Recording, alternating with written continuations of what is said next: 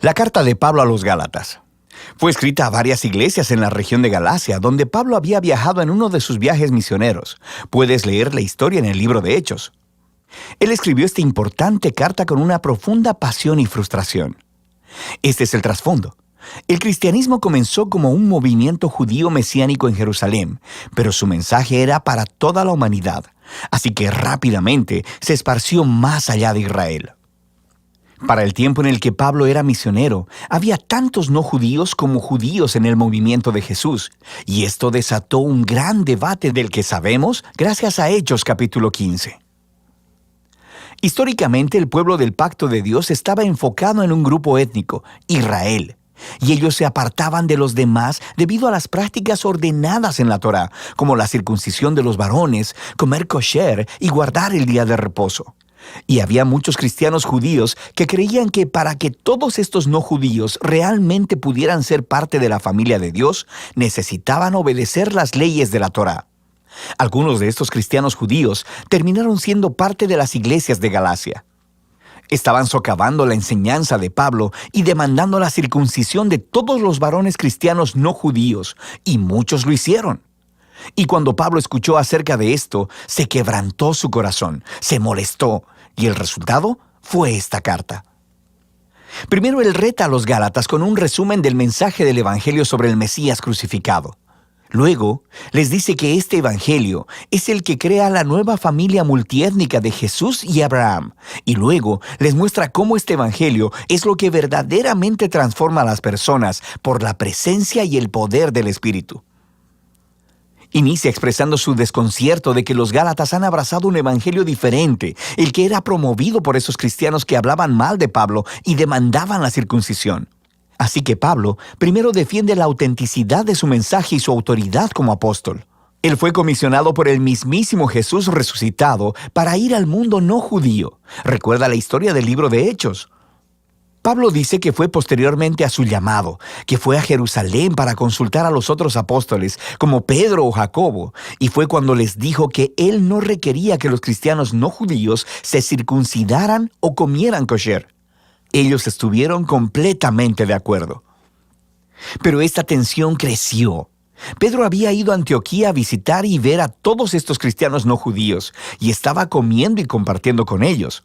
Pero cuando algunos de estos grupos de oposición provenientes de Jerusalén llegaron a Antioquía, Pedro cedió ante la presión. Dejó de comer con esos cristianos no circuncidados y los empezó a evitar. Así que Pablo confrontó y acusó a Pedro por su hipocresía, por no permanecer fiel al Evangelio. Para Pablo, demandar que estos nuevos cristianos fueran circuncidados y observaran la Torá era un error por una variedad de razones. Primero que nada, porque es una traición al Evangelio, o en sus palabras, el hombre no es justificado por las obras de la ley, sino mediante la fe en Cristo Jesús el Mesías, y también nosotros hemos creído en Cristo Jesús. Ser justificado, literalmente, ser declarado justo, es un término del Antiguo Testamento con mucha riqueza para Pablo.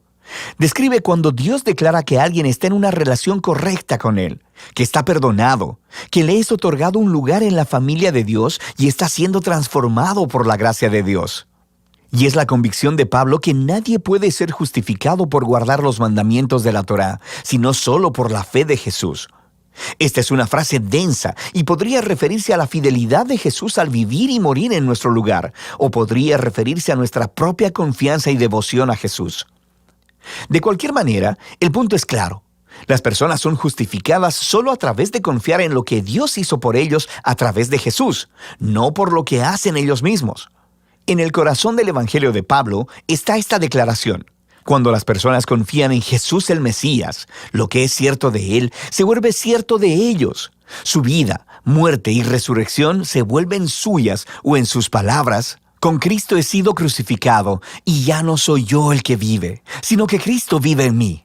Y la vida que ahora vivo en la carne, la vivo por la fe en el Hijo de Dios, el cual me amó y se entregó a sí mismo por mí.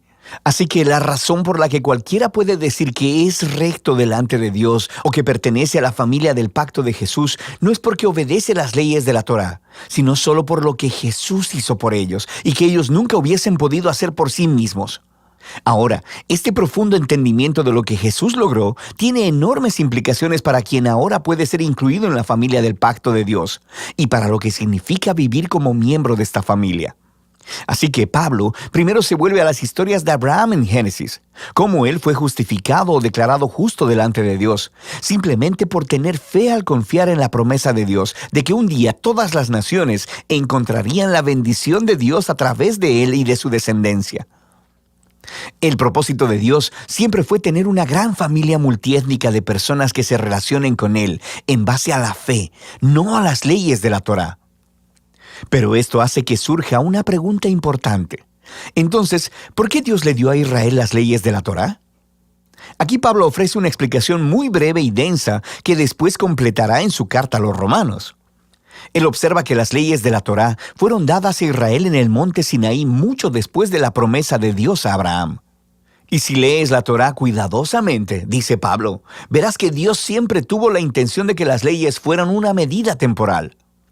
Él dice que las leyes tienen un rol tanto negativo como positivo. Negativamente, las leyes actuaron como una lupa sobre el pecado de Israel.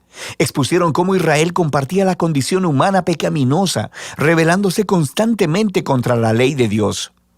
Así que la ley, la cual es buena, terminó declarando culpable a Israel y a toda la humanidad con él. O en sus palabras, la ley lo encerró todo bajo pecado. Pero las leyes también tuvieron un rol positivo. Actuaron como un profesor estricto que mantuvo alineado a Israel hasta la venida del prometido descendiente de Abraham, el Mesías. Y una vez que el Mesías vino, cumplió el propósito de la ley a favor de Israel. Jesús fue el israelita fiel que verdaderamente amó a Dios y al prójimo, y como rey de Israel, murió para llevar la maldición y la consecuencia del fracaso de Israel sobre sí mismo, y así traer redención. Así que ahora, a través de Jesús, el descendiente de Abraham, la bendición de Dios puede llegar a todas las personas sin importar su etnia, estatus social o género. Para Pablo, requerir que los cristianos no judíos guarden la Torá no tiene sentido. Es actuar como si Jesús no hubiera cumplido la promesa de Dios ni lidiado con nuestro pecado. Ignora la nueva libertad que se ha ganado para nosotros en Jesús y el regalo del Espíritu, y limita la promesa de Dios y su bendición a una familia étnica. Pero, podrían alegar los oponentes de Pablo, las leyes de la Torá son una guía comprobada para vivir de acuerdo con la voluntad de Dios. ¿Cómo van los cristianos no judíos a aprender esto? Pablo responde en los capítulos 5 y 6 al describir cómo la presencia transformadora de Jesús a través del Espíritu es la clave. Las leyes de la Torá son buenas, son sabias, dice Pablo. De hecho, se pueden resumir, como Jesús hizo, en el mandamiento de amar a tu prójimo como a ti mismo. Pero las leyes, por buenas que sean, no le dieron a Israel el poder de obedecerlas. En contraste, la buena nueva es que Jesús sí cumplió las leyes en lugar nuestro, y ahora Él vive en nosotros a través del Espíritu, haciendo a su pueblo los nuevos humanos que cumplen la ley al amar a otros. Así que Pablo continúa contrastando esta vieja y nueva humanidad. Los hábitos de la vieja humanidad son obvios. Son los comportamientos que deshumanizan a las personas, destruyen las relaciones y a comunidades completas. Y aunque las leyes de la Torá prohibieron estos comportamientos, Jesús fue quien los clavó en la cruz. Así que cuando una persona confía en Jesús y vive en dependencia del Espíritu, la vida de Jesús se convierte en la suya, produciendo lo que Pablo llama el fruto del Espíritu. Esta es la manera de vivir que Jesús quiere reproducir en su familia, para que se conviertan en personas de amor, gozo, paz, paciencia, bondad, benignidad, fe, mansedumbre y templanza.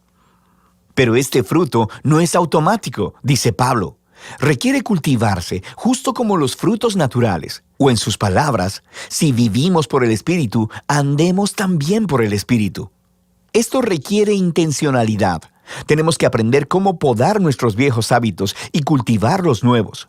Y mientras lo hacemos, nos encontramos a nosotros mismos siendo llevados por el Espíritu conforme Jesús moldea nuestras mentes y corazones y nos transforma en personas que aman a Dios y a los demás. Y de esta manera, la gente de Jesús cumple lo que Pablo llama la ley de Cristo.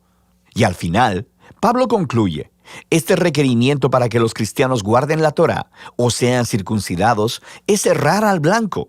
Lo que realmente importa es la nueva creación de Dios, esta nueva familia multiétnica del Mesías, personas llenas de fe en Jesús, que están aprendiendo a amar a Dios y a otros en el poder del Espíritu. Y de eso se trata la carta a los Gálatas.